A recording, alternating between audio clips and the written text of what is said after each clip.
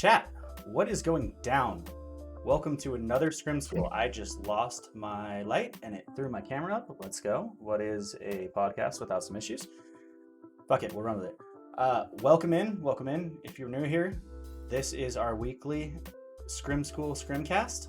This is where we talk with PvP members of the community. We get to ask them questions, we get to learn what they're about, what they do, what they enjoy, things they want changed, stuff like that. And then we do practical scrims or teaching. So let's unmute Mr. Red himself. Pretty jazzed. We are running a little bit late with Rezzoe. He is finishing a Tiso scrim right now. He should be in momentarily, but let's bring Red in first.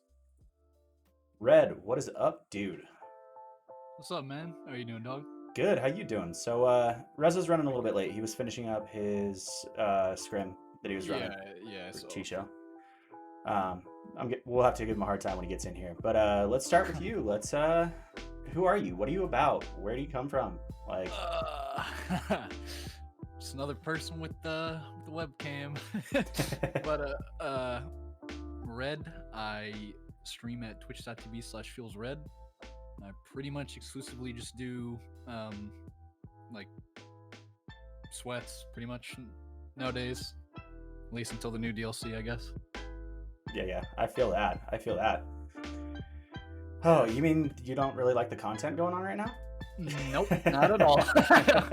It's a little on the drier side. Yeah, in my opinion, this is the driest Destiny has ever been in its history, but it's just my opinion, I guess. No, I feel that. Something about 600 auto spam and mountaintop doesn't feel too hot. Yeah, I don't know. Like, all meta issues aside, I just think there's nothing to do in the game, especially with the cheater issue. It's very depressing to play sometimes. No doubt. Absolutely. And let's hope that something comes out of this next expansion. Yeah, hopefully. Like, for real. Where is... Dude, Rez is taking forever. Yes, Ray, you will be able to join... Once we finish the interview portion, you'll be able to join up if nobody wants to learn. And we'll run some high levels on the map of the week, which is a Dead Cliffs. So, Brad, why'd you pick Dead Cliffs, by the way? Out of the four, it's my favorite map, to be honest. I like Burn a lot, but I don't know. Something about Dead Cliffs is just very fun to play. Like, compared to Endless and Jab, so I preferred it. Yeah, for sure. We had some fun ones. Geekermon picked Retribution last week. Oh, wow. It was actually kind of fun. It was actually kind of enjoyable. Mixing it up, throwing some new ones in there. It was a good time. I was surprised that we need a sub for Rezzoe. Now I'm yelling at him right now. Smart. Yeah. That's the Retribution is the donut map, right? Yeah. Okay, Yeah. The one with the it's got like the outside that you can hop over the panels. Yeah. And then you go inside and there's like that pass through in the middle. Mm-hmm. I kind of wanted to try it out anyway because I wanted to see if it would ever play well as like a trials map. Yeah. And it actually doesn't feel that bad. Like, not even capping. Yeah. I don't know. I haven't really... The only time I've ever really played that map is in Rumble, but... Yep. Look who decided to make it in. It's good visit. Red, welcome, duid. What is up? What is up? Did you just hit me with a welcome? You're on my podcast. What's up, man? I had your stream on mute and I was yelling at you in chat. Dude. I'm doing great, man. How y'all doing tonight, man? We're good. So we just finished Red's intro. Let's get your intro in. Who are you? What do you do? What makes Rezzoe Rezzoe? You know, Rezzoe's, that one Canadian. He's been playing games for a while now, okay? He's a cool dude, You should get to know him because he only snipes. So if you're a god sniper, man, I'm sorry, bro, but Rezzoe's got to snipe, dude. That's like his thing, right? Nah, I'm kidding. I mean, I'm from Talent Show, and I'm just a gamer, honestly. I stream through the week, and on the weekends, I do trials help, comp help, all that stuff. Just try to make people's day, make people laugh. That's kind of my thing. That's what I like doing, and that's what I'm gonna keep doing because it's what I like to do. Yeah. I'm pretty Yes, excited about the sir. lineup tonight. The both of you are both insane. I've watched you guys both for quite a while. Oh yeah, Red's nuts. Yeah, Yeah, I don't know Red's about nuts. me. Rezzoe. I'm kind of excited. I have a feeling that not very many people from chat are gonna, or not many people want to learn tonight, and I have a feeling it's just gonna be the normal scrim buddies that usually run Face It because they all want a piece of Red and Rezzo. They all want to hop in. Oh, Wolf actually wants to learn too. Let's go. All right, let's jump into the nitty gritty. So, when did you guys start playing Destiny? Like, what got you into it, and when did it start? Do you want to go first, Rezzoe, or no? Well, I guess not then. I'll start that. I got into Destiny. I started playing Destiny for, well, as long as it's been out, since the D1 beta. Like on Xbox. Okay. I got into Destiny because, well, I played the beta originally, and I got some birthday money, and it was either COD Advanced Warfare or Destiny 1, and I chose Destiny 1. So Good choice. yeah. And Good I choice for pretty sure. much just got addicted to the game. I don't know, something about Destiny I just always liked. I have to agree. I think the gunplay and the movements in this Yeah, game. the gunplay is like, it's just, you can't compare it to anything else. It's just so nice. Oh, absolutely. I think it's definitely one of my favorites that I've ever played. Yeah. And I started this at the first look alpha on PlayStation.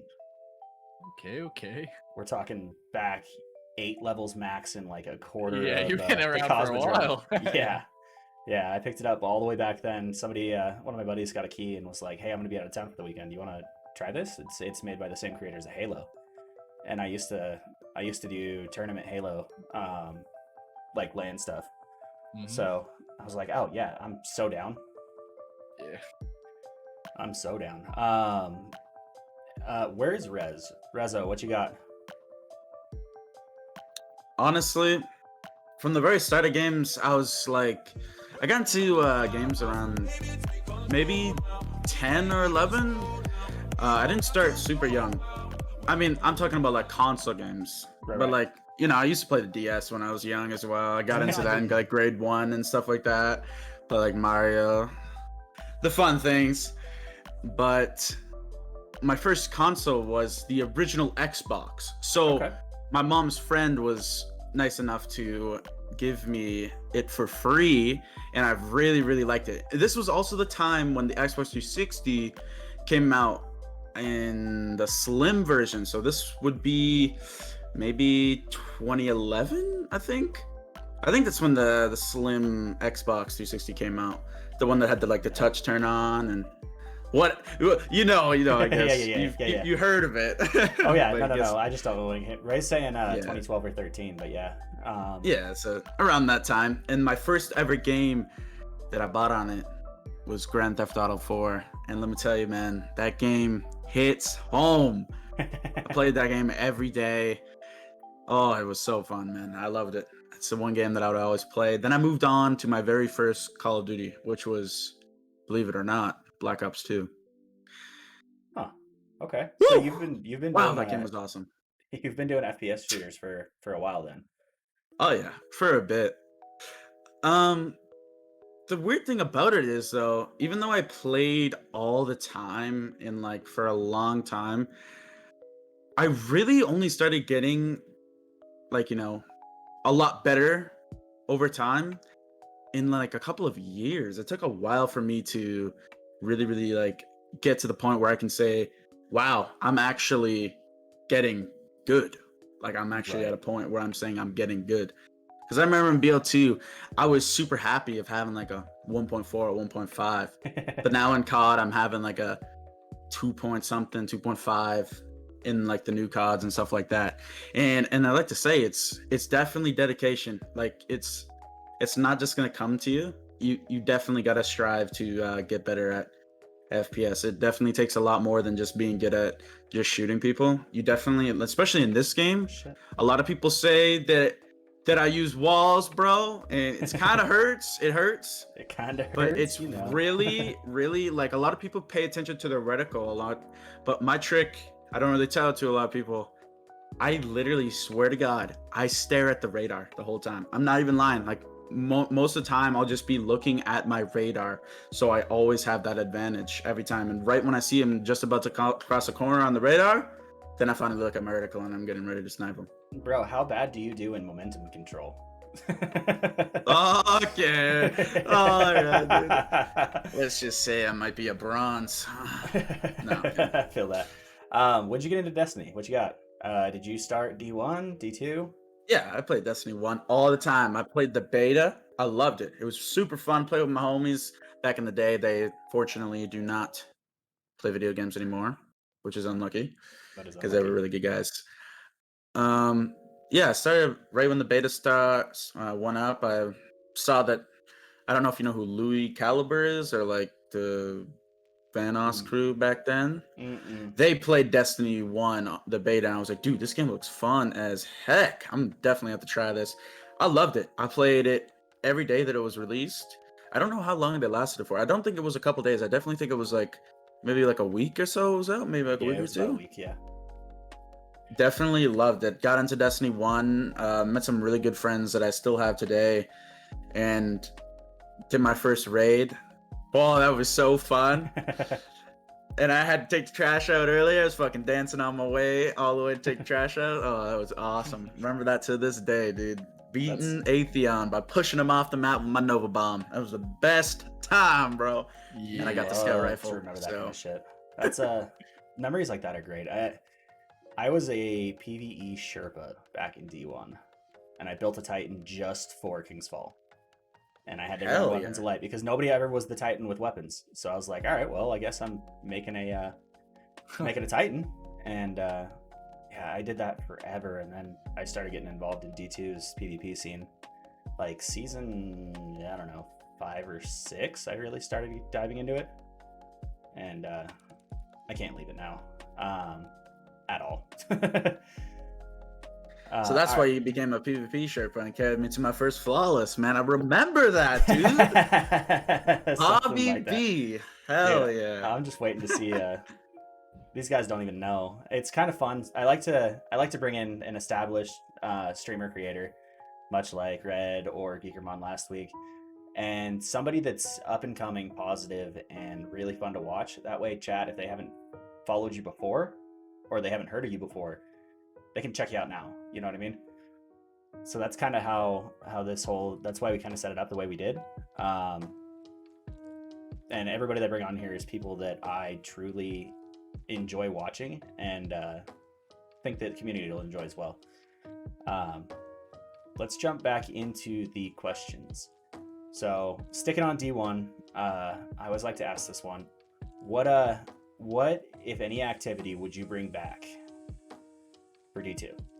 Oh my. You mean like activity, like PvE and PvP, or do you mean like PvP, like game mode? PvP game mode, PvE activity, and don't say raid. Like, we'll skip the raids. Okay. So For pick me? something like super that you really truly enjoyed. I don't know if I truly enjoyed this, but what I would want to see for like scrims and pickups, just like sweats more often. I wish we had like a better OBJ mode in this game. So something like zone control from D1. If I could bring that back, I would for sure. Something I really enjoyed. Probably say just like old trials. I don't know. I miss that a lot. Yeah, old trials definitely hit different for sure. Yeah. I don't know. Something about like the old lighthouse, and I don't know if it was just because I was younger back then, but I just enjoyed doing that. Like it was addicting. So. Yeah, the old lighthouse. Well, you had stuff to chase for. You had adept weapons. Yeah, there was definitely more back then. It made it a real experience to hit the Yeah. lighthouse. And getting home like from school and playing with friends on the weekend, it was just so nice, like just work all week and then come home and play trials on the weekend. It was very fun. Yeah, exactly. Rezzoe, what you got? Honestly, I did like D1 trials. Like, it was really fun. I remember my first flawless. I got double carried there. Yeah, I got carried. All right, Nice. I admit it. Okay, I got carried. Good. Well, maybe. Maybe. I don't know. If I that's did some stuff. Right? I got some kills with my overpowered 2-tap thorn. But it was honestly, I did like the old strike playlist. Like, I know strikes are kind of a sleeper now. Yeah. But the OG strike playlist with all those cool weapons that you could get made it worth going into. Like with that second year Fate bringer. I forgot what it was called. Mago Loop. Yeah, That's what it was. everybody farmed that. I agree. Mm-hmm. Those are really, really fun. The Imago Actually- loop. Oh my god. That's taking it back. That'll be actually leading into our next question too.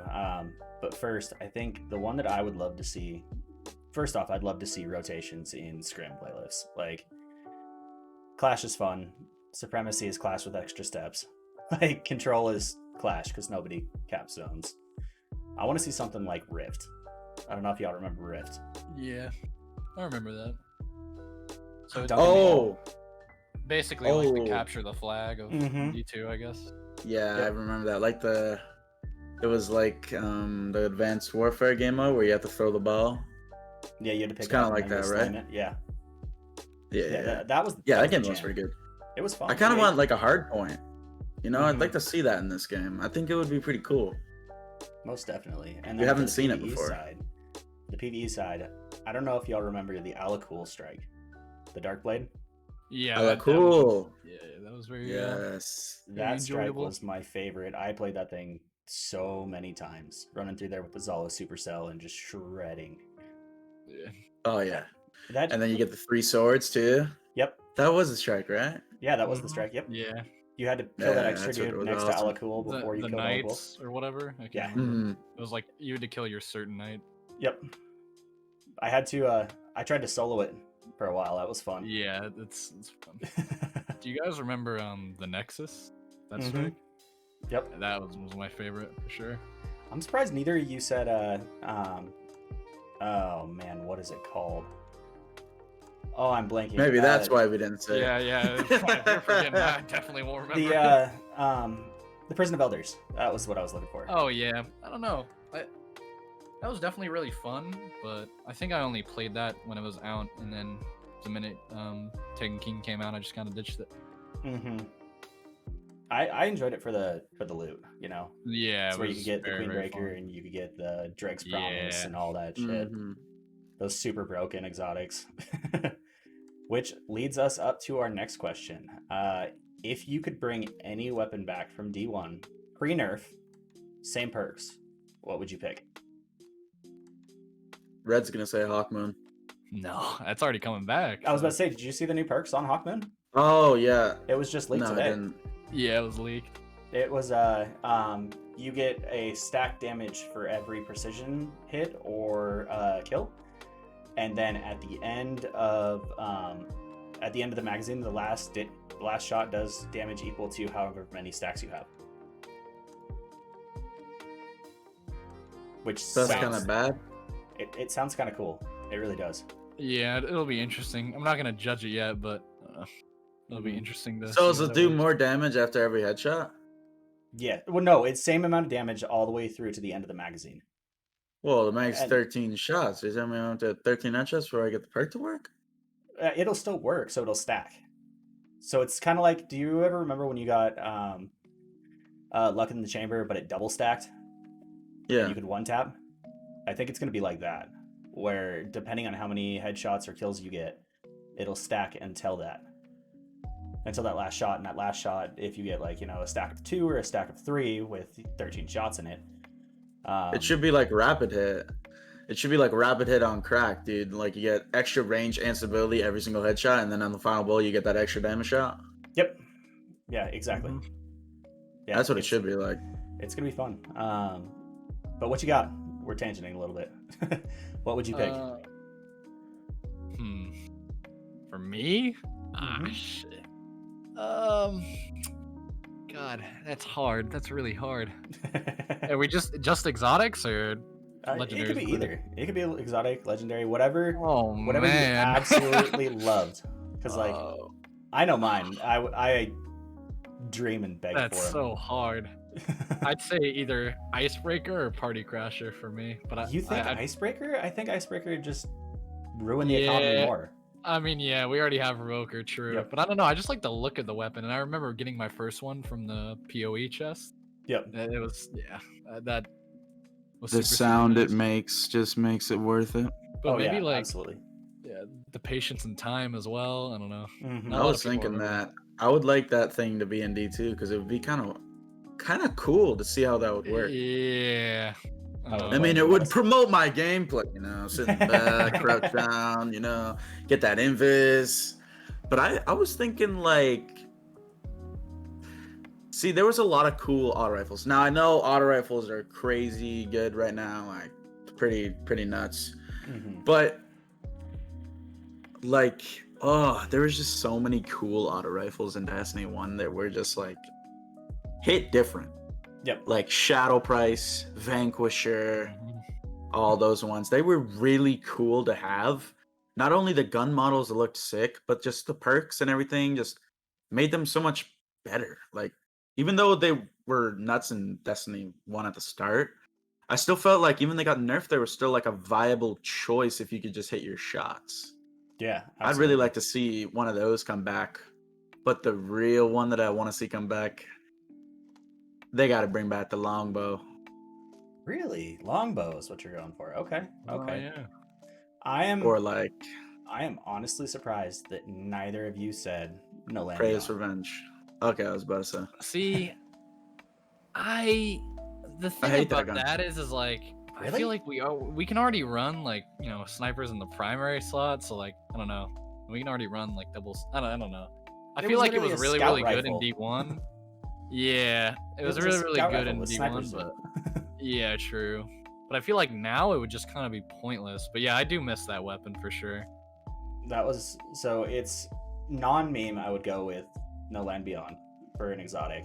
Meme weapon. I would go with the Myth Class. Pre-nerf yeah. Myth Class was so much fun. Oh yeah, the thing could like 3-tap to the head or Dude, 4 it was tap. disgusting. Or the what It was the was other so one? broken. The Plan C. That was the other one. It was just super toxic. What? No, it was called Invective? No, that one was funny too. Oh, I God. used to. Oh, I missed that. I kind of missed that shotty. I would say that probably now that I think about it. Right. Or the Universal Remote. Universal Remote was the other one that was really good. I remember everybody ran that for like a weekend or two in Oh, trials. dude, that was I'm so just gonna rough. search up a D1 exotic page. I just want to see this. And then no non-exotic, I would pick the Haro Defiance Yasmin sniper rifle. That was the sniper. Oh from yeah, the one with yeah, Oh like, no yeah. flinch. Yeah. Without flinch, felt like the Halo sniper. Yeah. Mhm. That one was the shit, man. I think Hawken Infinity was the fusion you were thinking of. That one used to be Ray said so Hawken Infinity, dumb. yeah. But before it was nerfed, that thing was so dumb. That week or two. It was so stupid. It was such a good time. God. Just like memeing in that with that in the Mythic class. That's what I would love to see come back is raid specific loot that's worthwhile, really. You know what I mean?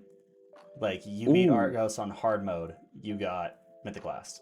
It was like not a 5% chance, run it 300 times and hope you get it. Yeah. I do think I'd choose Icebreaker, but what about like Zen Meteor and Hereafter? Zen Meteor was great. Hereafter was great. Never got to use those because I was on Yeah, Xbox. me either. Yeah. I used the Hereafter a couple times, but the Zen Meteor I never could get a drop for me when I played some PS4. I didn't really play too much though. Yeah, I was PS4 main, so I got to experience that one. Yeah. That was a fun one. Back when they I want Red Death, console dude. specific. I mean, we kind of have it in You got Crimson. Crimson, yeah. And on But PC, it's not the Crimson is stupid. same. It definitely isn't the same, but Yeah, on PC, Crimson's stupid. I think if they brought Icebreaker back, instead of doing giving you the shot back if you miss, I think it should reward the shot back if you hit, like a headshot. I feel like that's what Revoker should be now. Oh, I Like, agree, instead- 100%. Instead of that, so yeah, instead of just bringing Icebreaker back, Mm-hmm. if you get a absolutely headshot think- kill, or even just a headshot, it should give you ammo back. But I don't know. Yeah. Let's talk some Scrim stuff. So let's talk mains. What do you both main as your class and loadouts and stuff? Like, what do you pick every single time you queue in if you can? Hunter with either Stompies or Dragon Shadow. More recently, I've been playing Dragon Shadow, but usually Stompies. Original. And original. yeah, Wait. Let me guess. Bottom tree arc staff. either that or Spectral. I don't know. I feel like I'd rather play Spectral on Stompies just because with Dragon Shadow, if you can spam dodge with bottom tree arc. Oh yeah. Yeah. And then Dire Promise Hunters. So. Okay. Why do you like Dire over Spare? I just like the sight more. Feels better to me, and I don't know. I just like the look of the gun more. It shoots farther as well. I have a really good roll in mine, so. I dig it. Rez, what you got? I used to use. I like using Lucky Pants. Now, that's for more of a controller type of thing. But if I'm going into scrims, okay. Whoa, man, that's my loadout, right? Hold on. All right, no, actually though, if I'm gonna choose my loadout, now no one else has used this loadout, okay? Only me. Never seen somebody else. And Well, I'm putting a quote on that. You can quote me on this right now. Night Stalker Invis with the helmet that gives you more Invis because nobody knows what it's called. That's why nobody uses it. The Graviton It's forfeit. nuts. It at least is it called Graviton Yeah, forfeit? it's the Graviton forfeit. Okay, but that thing, I swear to God, it adds at least 3 seconds or something crazy to my invis. There's no way it's 1 second. Whoever's told me that was lying, because it ain't 1 second. It feels like a year. With Beloved, I use Dire, or sometimes I use Spare Rations. Sometimes I mix it up a little bit and use Shotgun. I do like shotgunning on controller. Not a lot of people like it, but honestly, I like it. I like being able to map people. Like, I feel like on controller, I map people way more than on sticks. Or sorry, keyboard. Interesting. And we can get into that too, I'm sure. Because that is another hot topic of every single week is the controller versus M&K debate. That no matter what happens, that conversation always comes up. Like once a month, that shit pops up. So what are your guys' feelings on, first off, wholly toxic, by the way, for using a Night Stalker and a Beloved with the added invis. All right, now that I got that out of the way, controller versus M&K, what you got? I think both have their strong suits, in my opinion. The thing about controller is, like, obviously it's gonna help with your aim a lot, but at the same time you're sacrificing movement, so you're not gonna be able to move as well, especially against M&K players. But I think why sniping on controller is so well, especially in D2, is like you really don't have to move. So it's you know, if you're holding a lane, you're pretty much not going to be punished. And usually, if you're a controller sniper, you can, like, 9 times out of 10, unless you're playing, like, I don't know, top 10 in the game, usually going to be able to outsnipe them. But at the same time, it's like, it definitely has its disadvantage. So I don't think it's, like, broken, but I think it's definitely super, super strong. 100%. I definitely agree with every bit of that. And that's what one of my favorite conversations is with it, is the movement versus the aim assist.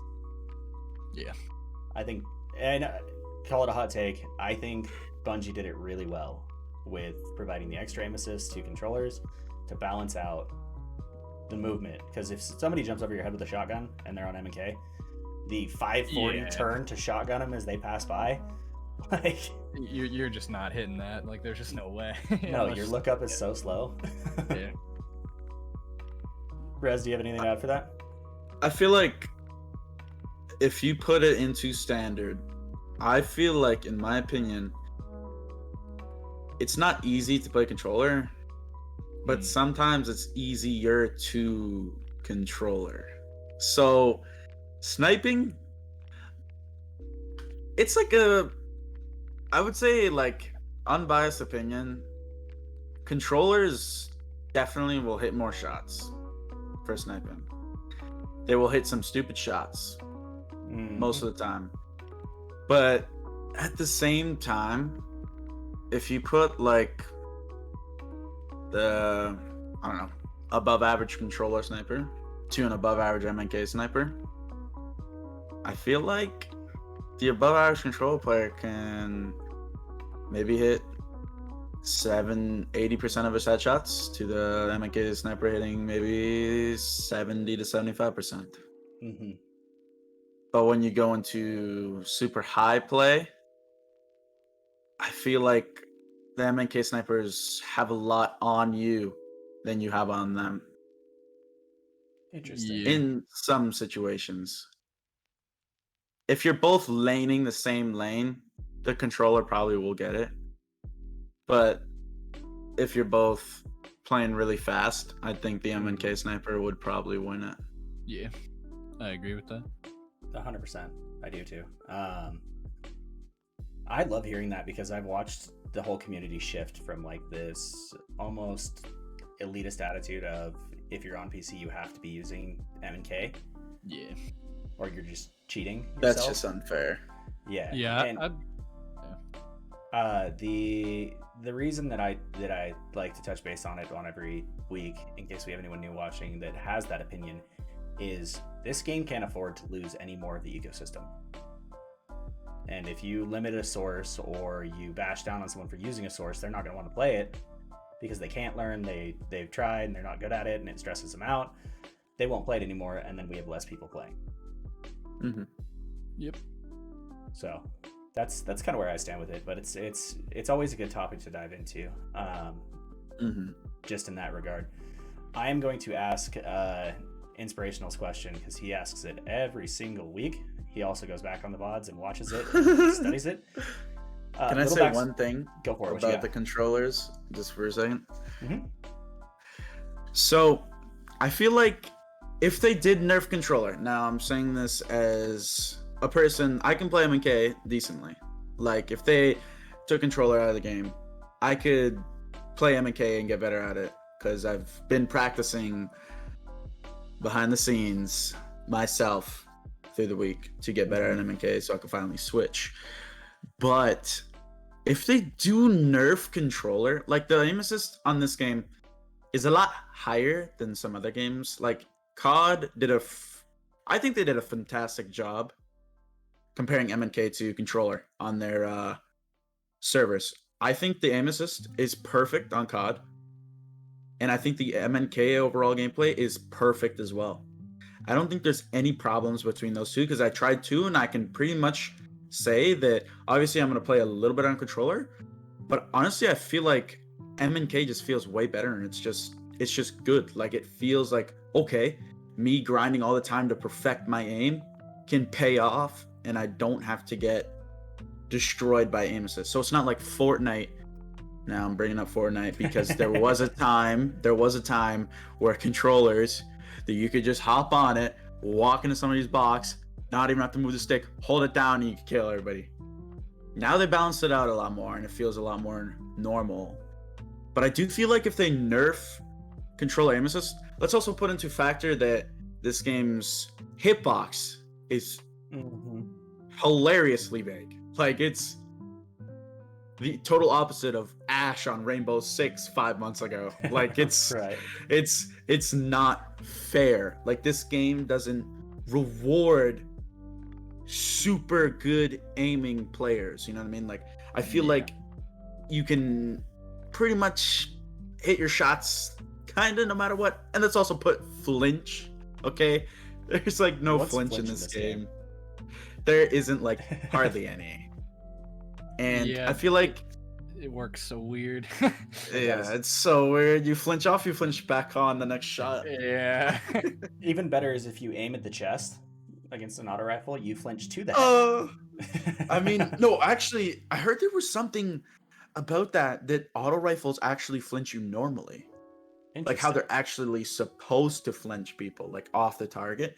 I heard that that's a thing, and it's only hand cannons and snipers that actually flinch you to the head. Okay.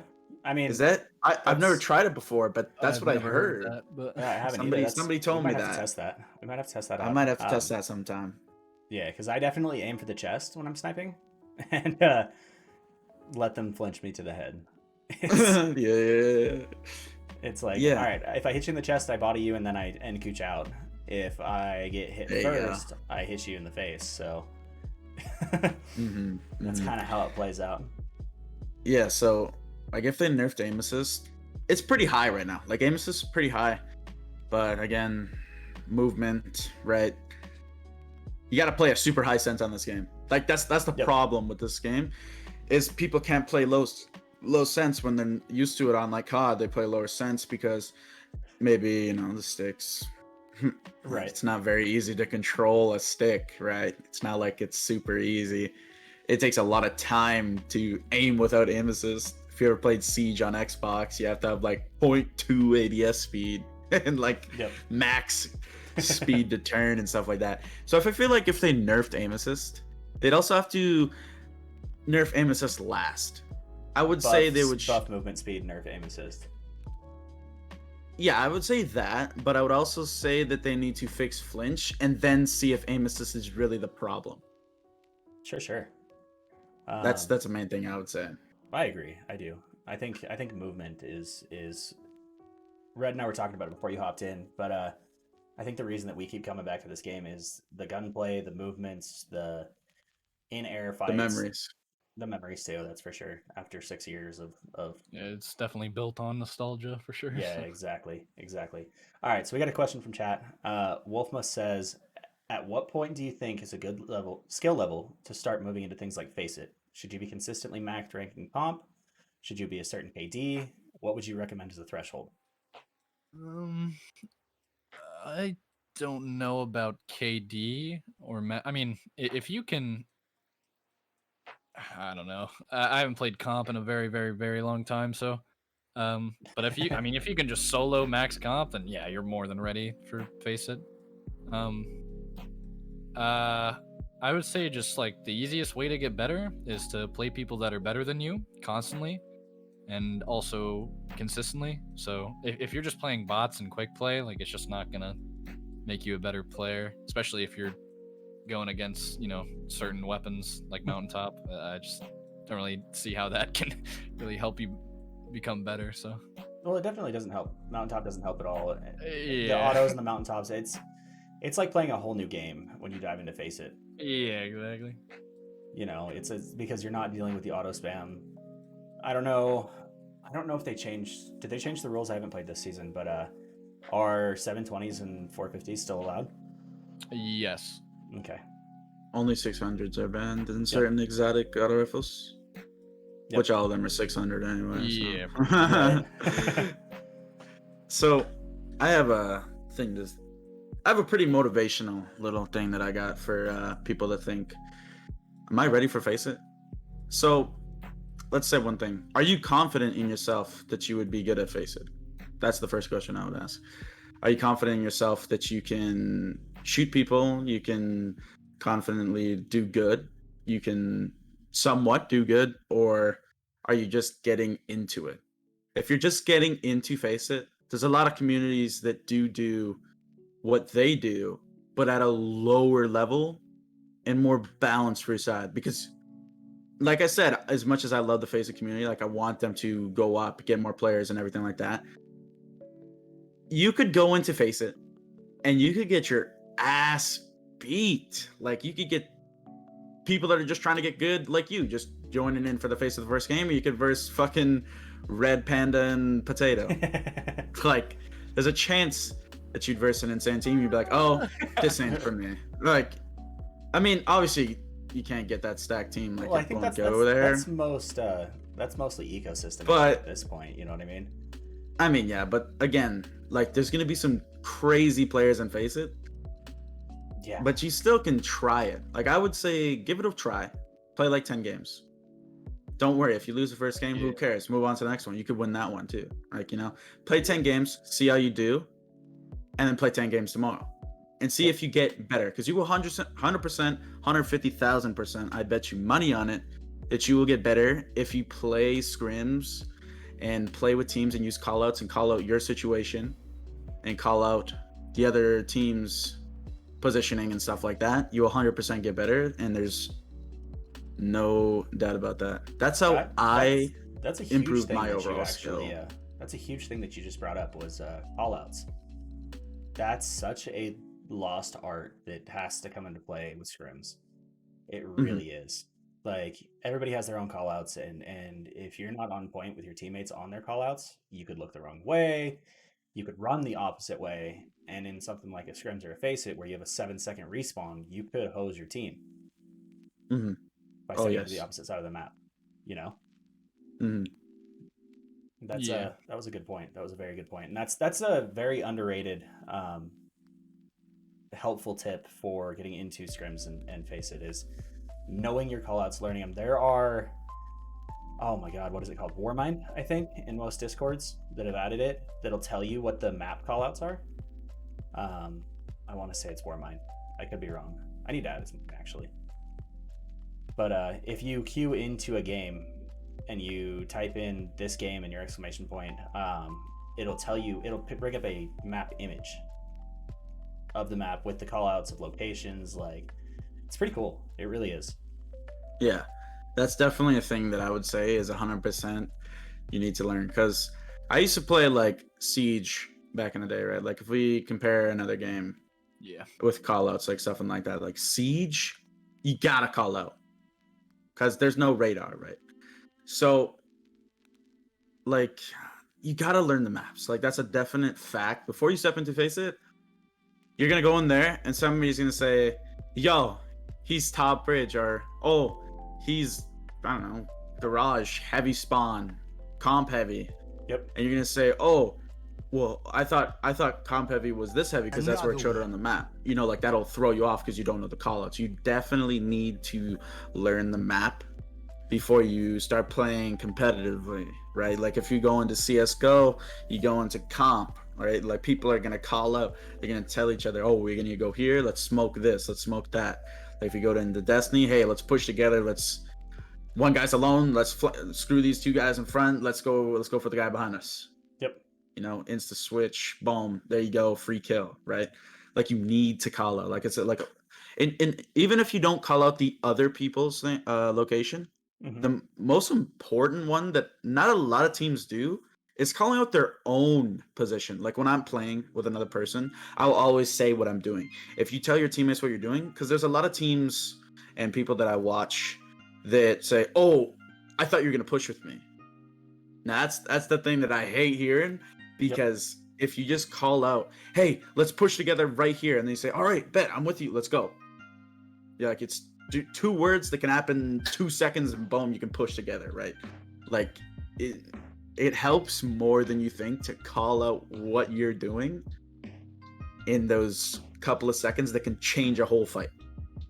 Absolutely. Like, has that ever happened with you, Red, in tourneys and stuff? You guys call out what you do, or? Yeah, call-outs they win you games for sure. And I'd say for this game and even a game like Rainbow, game sense is way more important than aim. More so Destiny 2, but and being able to push together. Yeah. Chemistry is very, very good as well if you're going into tourneys. But I mean, at the end of the day, you got to look at the like, this game isn't it never will be competitive. Obviously, anything like player versus player is gonna have some competitive aspect to it, but you know, it's Destiny. But I would look at Face It as kind of a tool to like get better, because I mean, you know, it's not $1 million tourney or anything like that. Like, it's there to, you know, for you guys to have fun, Yep. pretty much.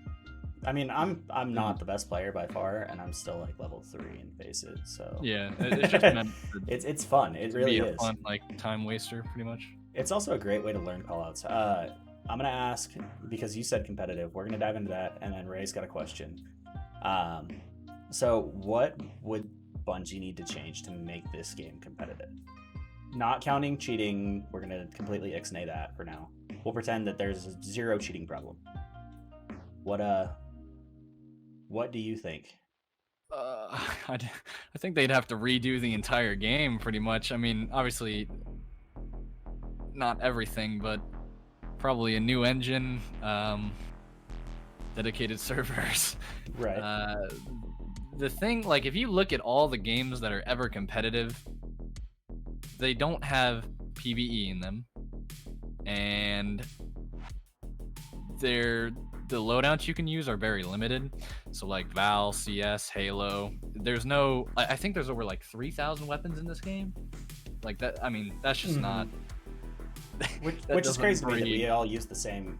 Yeah, like, that doesn't breed competitive. So I feel like is a thing. But if we had like all the stuff to make this game insane, what do you think that we would need to change? That's like an aspect that we could maybe change ourselves, like overall, like weapons and stuff like that. Like if we had the servers, we had everything like that. We had the connection, the LAN party, boom, like everything.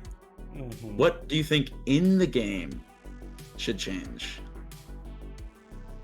I don't know. You just gotta get rid of diversity, pretty much, because that's what makes the game not competitive at the moment for me. So like, and a lot of others, I mean, just look at games like Valorant. Like, you only have a certain amount of weapons, you know, that you can use. Yeah, so like you can't. Yep. Yeah. So like one guy has a insane rolled gun, and I can't outgun him because I don't have his role. Yeah, right? There's just too much randomness to the game. Mhm. And then, you know, melee whiffs.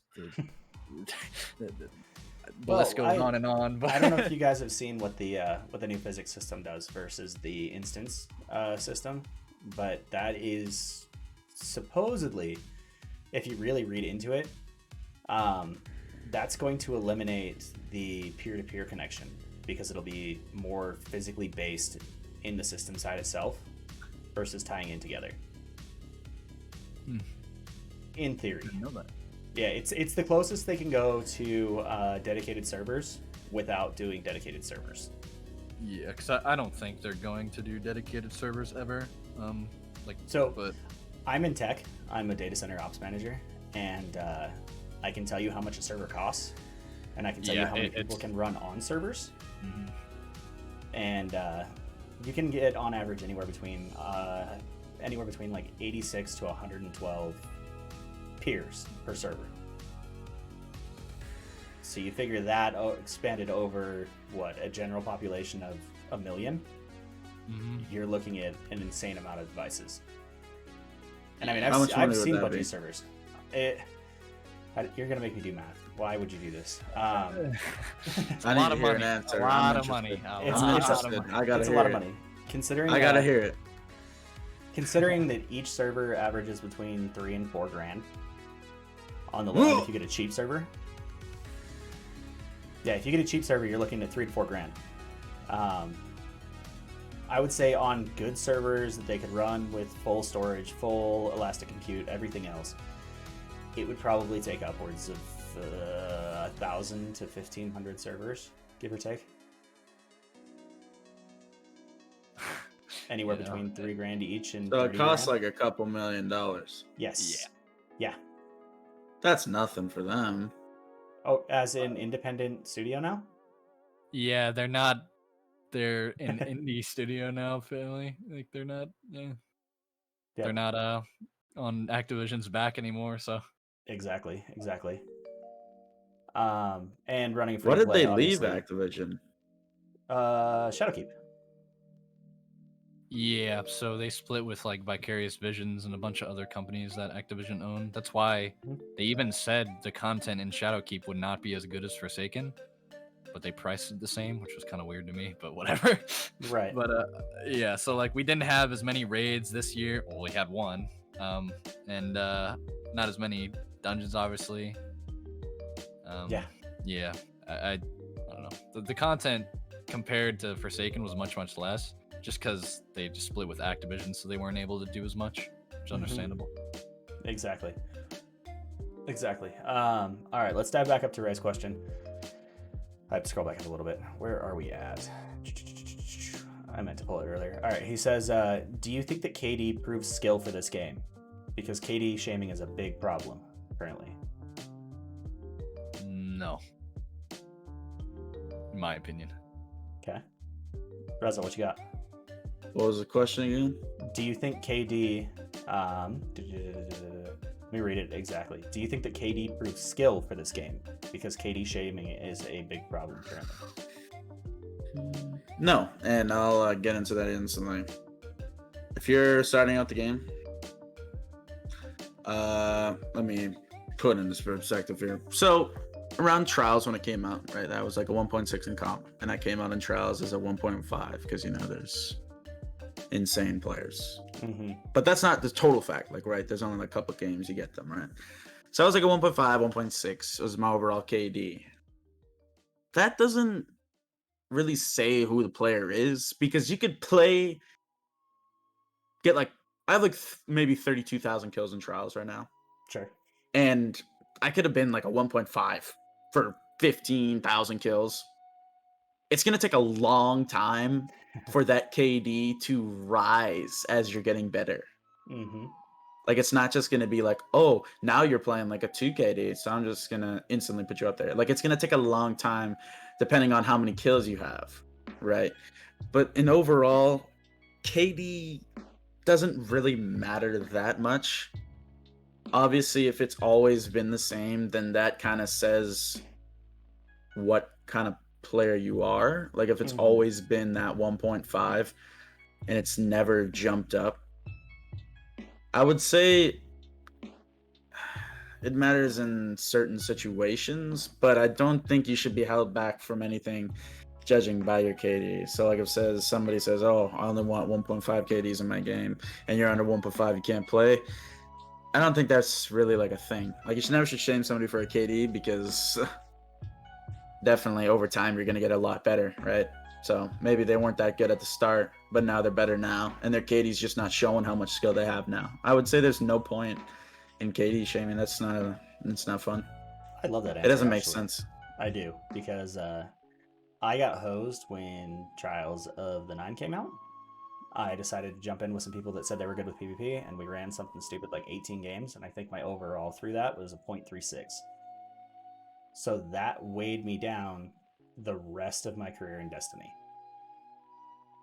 Like, I cannot climb up. I'm up to almost, I think I'm at like 80,000 kills now, and I'm still fighting to climb. It takes me almost a season to climb like 10 points.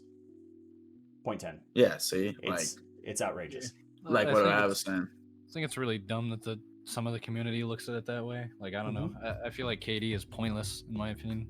I 100% agree. I guess it's like, I just don't see like why you would judge someone for that. Like, at the end of the day, it's a video game, you know? Like, I don't know. Right. I guess. I have no idea. Does, though. I've just never understood. Like, I mean, obviously, everybody went through that phase when they were, well, me at least. You know, the cringy Xbox kid about the gating and everything. Yeah. But you get upset and when your KD drops below a 1.7. Yeah. Some people play for that, and I mean, if they want to play the game that way, that's fine. Like, if you enjoy seeing a number on a screen go up, by all means, do that. But I don't really think it matters, and like at the end of the day. But yeah, just my if you like worry about KD, you doing bad is just gonna be like, oh fuck, man, like damn it, dude. It's like trying, like, if you hold yourself to a high standard, it's just not a game anymore. Like, it's taking it like a chore. Yep. I 100% agree. Yeah, for sure. 1v1 me on Rust.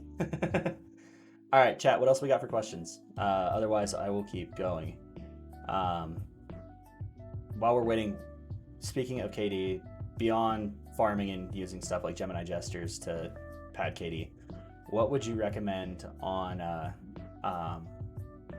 What would you recommend to improve game skill and improve KD dynamically? I think Red can answer both of our answers here.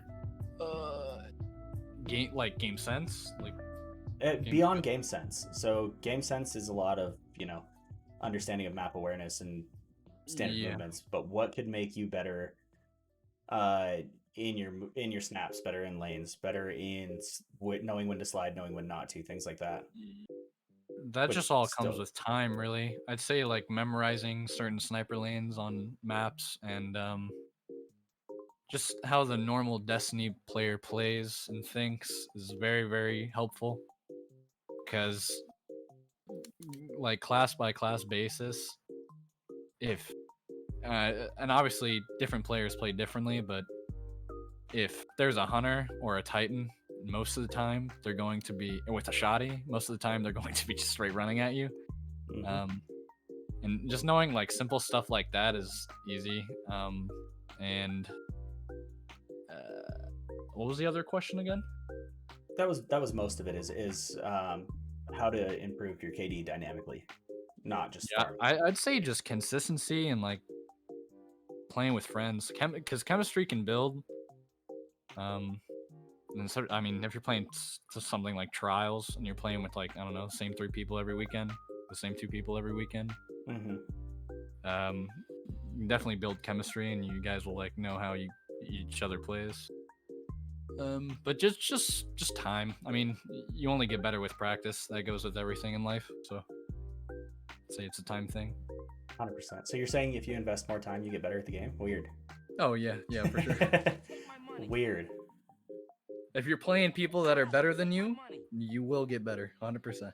Like consistently, I can guarantee you will get better. I might have to tap in that one. Damn it, Silver. Yeah, no, I totally agree. How do you, as somebody who's done tourneys, and have you ever done any draft tournaments, things like that? Oh yeah, I've done a few Mikowski tournaments. I don't know if So- you've ever heard of those. Yeah, oh yeah, no, I'm very familiar with the G1 tourneys and Hunter. How do you adapt to your teammates' playstyles if you've never played with them before? So the first game, obviously, I have no clue how they'll play and what they'll do. But if something is like not getting done or it's getting picked too much, I'll either play slower or faster. Like if because I normally have like a super aggressive play style to where I kind of need my teammates to be behind me and be there if I leave somebody one shot, which is just how I play.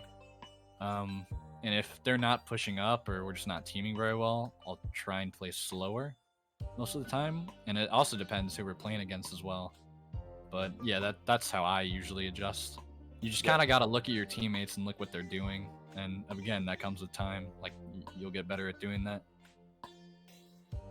Rezzoe, what you got? What was the question again? Have you ever? Well, the first question was, have you ever played like draft tournaments, stuff like that, outside of Face It? I haven't. The only tourneys I've played were back then. I played about maybe 3 or 4. I won 1, so I'll take it. I'm There you 1 go. for 4 right now. Yeah. One I'm a for god, four. right? Hey, Yeah. Pog, killing it. The question was, I guess we could run it off Face It too. That's fine. Face Say it you're playing tourneys. with new people you've never played with before. How do you adapt so that you guys can win the match? Well, first I'd ask them, what's your favorite map? That's the 100% first thing I ask every time I go into a Face It game is what map are you good at and what map are you trying to get better at? Or what map are you not so good at? So then I can say like, okay, so fuck Endless Veil because nobody likes that map, ban it. And then I can say, okay, so you don't like Burnout too much because you it's. I feel like Burnout's a really hard map to rotate on. I don't know if anybody else feels that way, but for the longest time, I really didn't like the map because I felt like I didn't know where to go most of the time. It's now I know like more because I've played it a lot. Like, you know, I've gained the map awareness and everything for that map. But for the longest time, I felt like it's a lot harder to rotate, and a lot of people don't like playing Burnout, and they like playing Javelin 4 because I guess there's not as much angles as there is on Burnout, or there's got to be something. I just haven't asked about it a lot. But I would love to do draft tourneys. If there's ever another one, I'm definitely participating in that because I watched it and it seems super fun. All the like different people or even people you know being on the same team and just having fun. It's all unfair, right? Like it's all fair. Like there's not going to be one super insane team, and like, you know what I mean? It'd be super fun to just try out one time. So I definitely would 100% play in one of those if it ever came up again. I mean, Hunter said that there are going to be more. The only downside with it is it filled up in 16 seconds last time. And Yeah. I was trying to enter into it, and I was driving home, and I was like, oh shit, I still got time. And by the time I walked in my door from it dropping, it was already full. Like, it filled up. Yeah, that's so another fast. thing. It did. It So- filled up crazy fast. Maybe they could do more spots, or I don't really know how they work. I think mean- there's a lot of teams that entered. Yeah. It's usually 16 captains, and they use a snake draft. So, he'll do a random generator, and then the generator will select, 1 through 16. So first captain will get first pick, and then goes all the way down to 16, and then 16 picks twice, and then it goes all the way back up to 1. So if Yep. you're first captain, you get first and last pick, and yeah, so it goes. Yeah. We got 2 questions. Another one. Chib says, do you think you can overly critique yourself to where you play worse? And then he I don't followed know it what up that with means. overly critique, like judge your gameplay so harshly that you start playing worse because of it. Yeah, you can definitely be too hard on yourself. Like, you got to realize, like, I mean, I've said this before. I mean, it's Destiny, so you can't be too hard on yourself. But Yep. And then his follow-up was, what steps do you take to stop that? I'd say just relaxing more. Like, you gotta take it how it is, pretty much. Like, it's a game, obviously, but just kind of. For me, I kind of just like to put music on in the background and just vibe to that. And if I'm getting like super tilted, I usually get tilted at like what I'm playing against. But if Right. you're getting tilted at yourself, I'd say just try and relax a little bit. Obviously easier said than done, but really That's definitely a tough that's one like to the say. only thing you can pretty much do. It just depends. I mean, it's a person by person thing, but just try and relax a little bit more, I guess, and you'll definitely do better for sure. It's like, I mean, it's with anything. It's like if you're hunting for clips and quick play and always thinking about getting clips, you're not gonna hit clips. But the minute you Mhm. start playing normally, you're gonna hit something. Yeah, exactly. Yeah, Rez, what you got? I definitely think that as well. And honestly, now I'm gonna take this to. I feel like I'm gonna kind of get ego-y if I said that. So maybe I think of something a little different. So the main thing that I would think is if my team's playing bad and talking shit, like I'm gonna do bad because Mhm. obviously I hate when people do that. Like it's super annoying just to hear your teammates, oh, this guy this, this guy this, oh, that's all he can do. Like that's super boring and annoying to hear in your mic, right? And honestly, I feel like if you're not positive and you're not like hyping up your team, that's what I like doing. I like hyping up my team, like, yo, dude, good shot, let's go, let's do this, let's push, let's go, let's win this, let's 100%, we got this, keep on going. Like if you hype up your team, even if it's not like, even if you, I don't know, kind of not mean it at the same time, like, oh, I gotta hype up my team, I gotta do this. Like, Yep. you gotta stay positive throughout any tournament, game, or anything like that. You gotta stay confident. You gotta go in confident. Even when you're doing a test, you're going into a boxing fight, into a basketball game, doing a test at school, a driver's license type stuff. You gotta stay confident. 100%, that is the most important thing to me. And what I think is the most important thing for everyone is 100% you gotta be confident in what you're doing. A lot of the times, like, I know I'm gonna sound like a weirdo for saying this, but I would get really upset and sad because I'm not that good at math, right? And I would be like, fuck, dude, I'm gonna fail this shit, man. I'm gonna have to redo this and that. But when I actually was confident, and you know, my mom always helped me out with that and said, you just got to be confident, like say it to the world that you're going to win this. You're like, you're gonna do that, you're gonna do it, you're gonna pass it. And I did. Like, I know it sounds not real, but Yeah, it's 100% is. Like, you got to be confident with yourself and you will achieve it 100%. Yeah, it's all mindset. Yep, that's huge. Actually, that is huge, and that's well beyond, you know, learning the game or anything else Yeah, like you that. can If apply that go to in- life. In general. Oh yeah, if you go in thinking I'm gonna fail, I'm gonna lose, guess what's gonna happen? Like, I know it's cheesy as shit, but it's like there's an old saying that says, whether you think you are or you aren't, you're right. Yeah, like if you say to the, like, say it out loud, I'm just gonna get destroyed, these guys are better than me, then it's gonna happen. If you stay confident, you say, this guy's beat me a lot, but I 100% think this is the day I'm gonna beat this guy.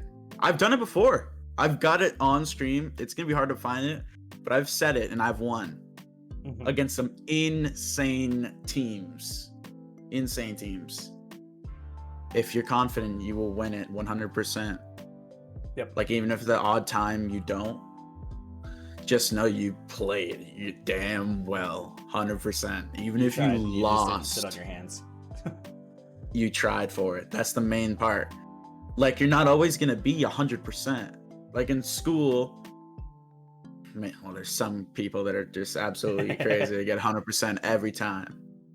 But just be you. Like, if you get that 80%, you're chilling, right? You're fine. Here, that's an A plus, or like an A minus in Canada. Like, you're chilling. That feels good. Just talking about that. I remember I got an A plus on my exam, 95%. I fucking jumped with joy, and I was like, yes, fucking love geography. Let's go. That's my thing. I like this. Another one. 100%, man. Like, even if you don't win the game, you lose by 2 points, just remember what you said the next day before. Oh, I'm probably gonna lose this game, I'm gonna get destroyed. But you didn't. You did fucking amazing to drop, what, 2 points down from the team that you thought that was absolutely gonna destroy you. That's still a win. That's not like a hard loss. If you get destroyed 50-0 because you weren't confident in yourself, then yes, that would be a non-confident loss. Like, I mean, I don't know, it's hard to word that, but you get what I mean in that sense. All right, I know we got to speed it up a little bit. That way we can get to the practical. Wolfmas asked, what subclass do you feel is the most overpowered? Only one. And what subclass do you feel is the most underwhelming? Ooh. My opinion right now, I'd say Top Tree Dawn is the strongest in my opinion. Okay. For like scrims, if we're just talking about that. In general, I'd probably still say Top Tree Dawn, but maybe a few others. Just because, I mean, you get 2 dashes that refresh quite often. You get a nade you can eat and float in the air that gives you 100% inner accuracy. The super is very, very good. Your melee is nuts.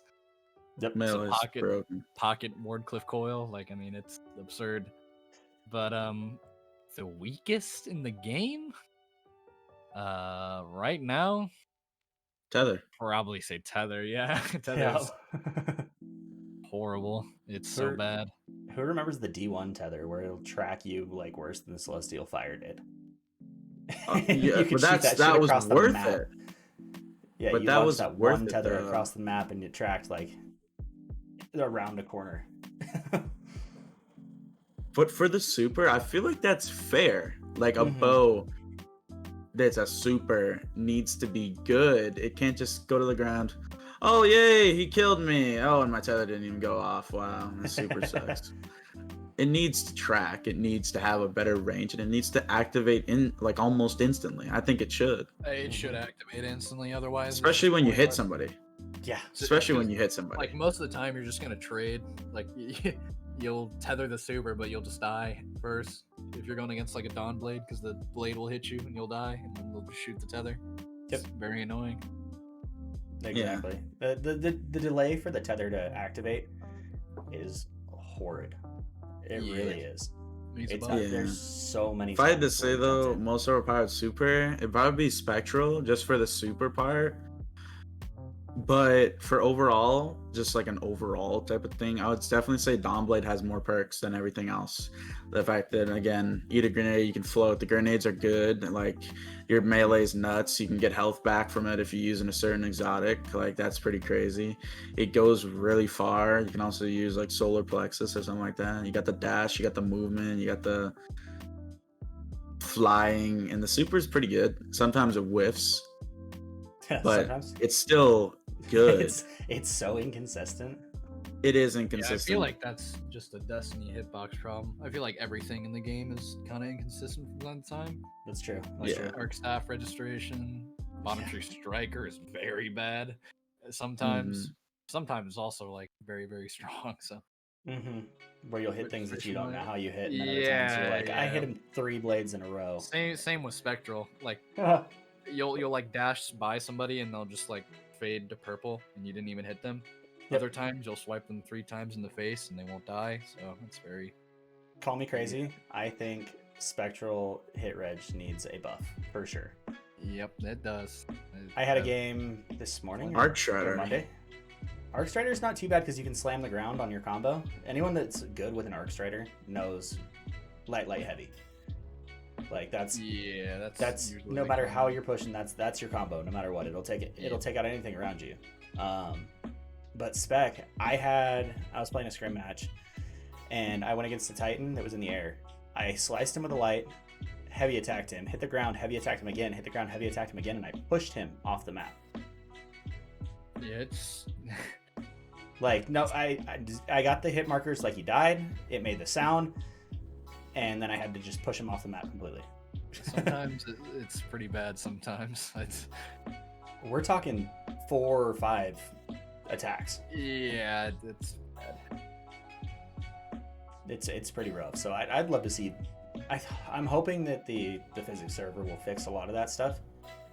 And it's also a low key anti-cheat. I don't know if y'all know that. Because if it's running on a physics server, it means you're giving the system control. So it'll tell you, hey, you're not supposed to be able to teleport across the map. You're not supposed to be flying around with Exactly. heavy. Yeah, that's not how that works. And then it'll put you back where you were at, or it'll kick you. And that's kind of one of the cool things about it, is it'll fix a lot of the teleporting. It'll fix a lot of the instant respawn. So that's the only what thing like we'll have left is walls and aimbot, Yep. pretty much. Which so that's what like lag does. If you lagged in COD, you know how you just go back to the spot that you were in. Mm-hmm. Is that Yep. what you're talking Yes, about? exactly. But except they have dedicated servers. Yeah.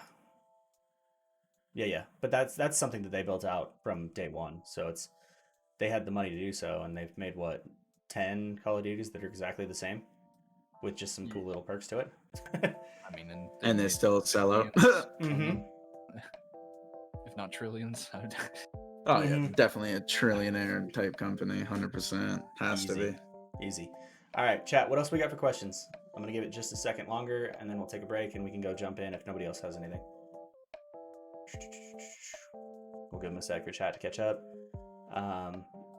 That's a good one, actually. Striker says, in scrims, do you reset your mind after every round? If so, how? Yeah, I would say I do. I mean, if you're like, let's say the series is best of 3. If you're up a map, it's very easy going into the second map to kind of just clear your mind, and you're in a good mood. You know, you're up 1-0 right now. It's best of 3. All you have to do is win 1 more. It's very easy to kind of clear your mind and just be like, okay, the score's reset 0-0. It's the next game, and all you have to do is just team together. And then sometimes you get that RNG factor where you'll, like, I don't know, this happens to my team a lot, but will usually win the first game and then lose the second, and then the third will either lose by 3 points or like win by 3 points. Like it'll be very, very close to their game. But I think it's definitely easier to wipe your mind if you're up one. Now, if you're down one, going into the second game is like, for me at least, it's kind of hard. Because it's like you're down one, but that just means you have to try harder, and sometimes it's like kind of a boost of confidence, like maybe an adrenaline rush, where you know, you just know you can't lose, so you'll try harder, I guess. Yep. Do you think you lose your second one because of overconfidence, though? No, I would say that it's more like map based, because I'd say we win on burnout a lot, and then like lose on cliffs or lose on Jab. I think Jab is our worst map, but I feel like that's a map thing. But yeah, overconfidence can definitely be. You don't want to be too confident, but like, you know what I mean. You're kind of comfortable with that 1-0. Yep. The most. Brez, what you got, real quick? I would say definitely always the confidence is good, but definitely what you said, don't be overconfident. Like don't just push by yourself and get easy kills. But wiping my mind after every round, I kind of stay in the same mindset. Like I think about the one-on-ones when I lose a one-on-one. I like kind of like think of what I did and try to maybe the next time 100% do the different thing, and I would probably win it. I always switch up my play. Like I'm always thinking about what I did last game, and I want to do it either the same way to see if it works at the start, or see if I can do something differently and make it work better. So I don't really wipe my mind as in, hey, I won the last map, whatever. Or, fuck, I lost. Let's get this map. I definitely think about what I did wrong and what I did right and try to use it for my advantage in the next game for a fact. Growing and learning. Makes perfect sense. All right, we got another one. Chib says, do you want to main Hunter for the rest of your Destiny career? I mean, as Scrim players, you guys, I'm sure, have other tunes to run as well. If I had to, I would go Titan. But I don't know. I just don't really have fun playing Warlock for some reason. But yeah, it's looking good after that exotic trailer. Right?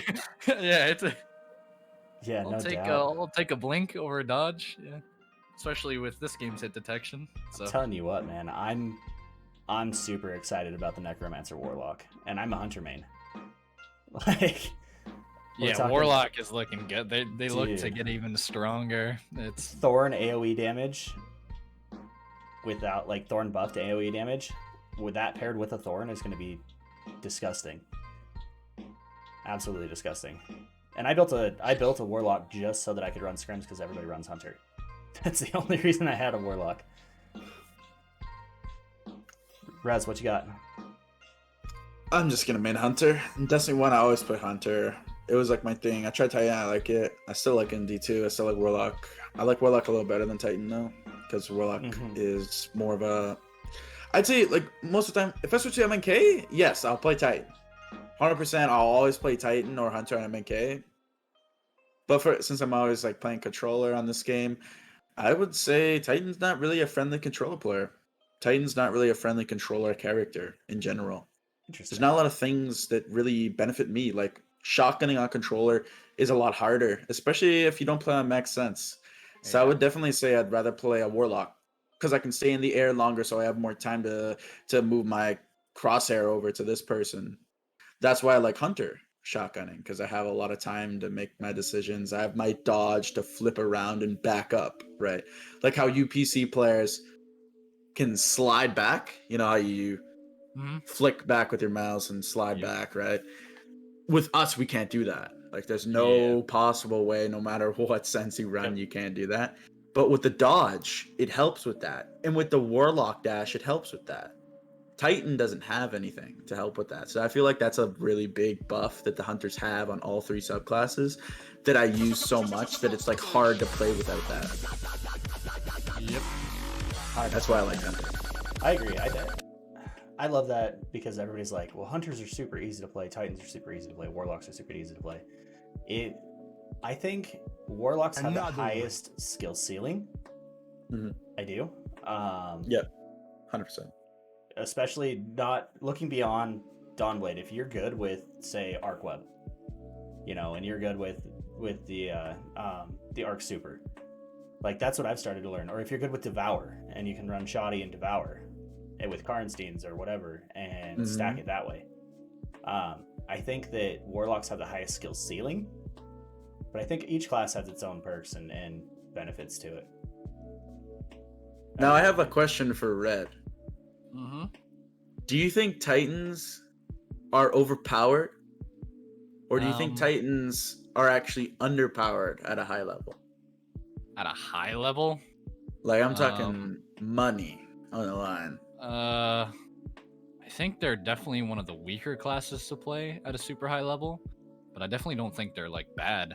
Because I mean, if you're a really good Titan player, you can definitely use Titan high level. It's very, very good. But in my opinion, for pubs, they're like the best class in the game. Like bottom tree striker running around with a shotgun and quick play. It's just in Dune Marchers, you just will farm through teams. I All feel I like gotta it's hard say- to get good at Titan. All I gotta say is one word: Calico. In my, I don't know. In my opinion, it is just a person by person thing. Obviously, it's just the way you play and your play style. For me, I think it's easy to get good at Titan, but that's just me. Like another player Yeah, might think for it's super 100%. hard. Like I think it's hard for me to get used to Warlock just because I don't have very like good movement. Besides Top Tree Dawn, Top Tree Dawn, yeah, I can play all day. But any other class besides Top Tree Dawn, it's like kind of annoying that I don't have, a double dash or a dodge or something like that. So Yep. That's what I thought about Titan. I feel like everything's obviously I can play good on a Titan, but I feel like it was the jump for me, honestly. I feel like it was the jump that really throws me off and like, fuck, I don't know what I'm doing with this. I'm in the air. Because there's not much of it. You know what I mean? Like, it's not like I'm in the air for a while. I'm in the air for like a couple of seconds, I'm down. But with Hunter, like I'm in the air for a while because I can jump really high, and Warlock as well, right? And the same thing with what you were saying, like Top Tree Dawn, yeah, I like it. But honestly, I like Stormcaller more on the sticks. I love Stormcaller. That's usually what I've been running lately. Yeah, It really is. because what I don't like about it is how you aim in with Dawnblade and it doesn't cancel your jump. So most of the times I'm flying in the fucking air and I'm going off the damn map because my jump didn't stop. And I can never get that into my head that I need to double tap A again when I'm already aiming. Like it's so weird. But on MK, like it's easy. It's no problem. Yeah. But with controller, it's just so weird for me at least. Obviously, if I practice a lot, I get used to it. But that's the only thing that it's like holding me back from playing Dawnblade. That's why I just like Hunter, because it's just one Dawnblade jump and you're feels way good, you're better. done, you're fine. Yeah, Dawnblade feels way better on M&K for sure. I can 100% agree with that. yeah, yep. Just for the turns and everything else. This will be the last question, just because I know, Red, you got school in the morning. What do you hope to see with snipers in Beyond Light?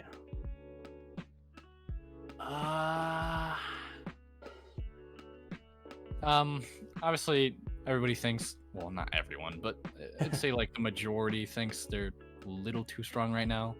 Just specifically like Revoker, and it's not even just it's not controller M&K. It's just how the game is, like the flinch. It's just it's really dumb how it works right now. But I hope the flinch gets adjusted. I think that's the only thing you could do to them, to be honest. I agree with that.